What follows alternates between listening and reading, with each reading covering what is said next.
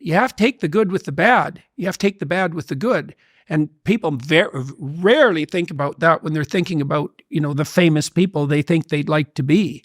There was a recent interview with Elon Musk where he said something, "My mind is a storm. I don't think most people would want to be me. Right. They may think they would want to be me, but they don't. They don't know. They don't understand." Mm-hmm. What do you think of that? Elon's someone that people probably look up to and admire and aspire to be. One of the downsides to high-level genius is you might describe it as hypomania.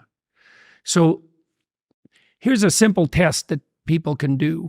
So this is a test of something called verbal fluency, and verbal fluency is associated with creativity.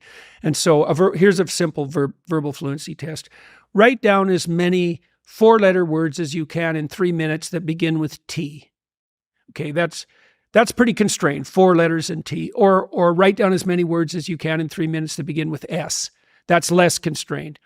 All right, so there's quite a powerful correlation between the sheer number of words that you produce and your lifetime creative achievement, right? Especially in the artistic and verbal domains.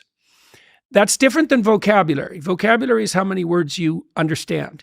Fluency is how many words you can produce in a given amount of time. Deployment of those words. Yeah. Well, people vary to a degree that you can hardly imagine. So some people, if you get them to do the 4-letter test in 3 minutes, they'll write down like 12 words. And some will write down 150. And the ones who are writing down 150, their minds are going at a hypomanic rate. They're just thinking 5 times as fast as... Bing, bing, bing, bing, bing. Yeah, without any remission whatsoever.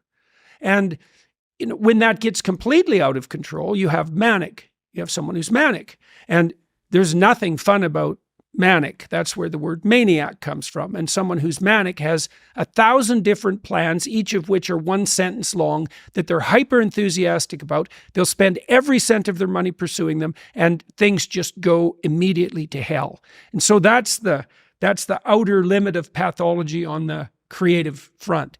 And someone like Musk, who's clearly a genius,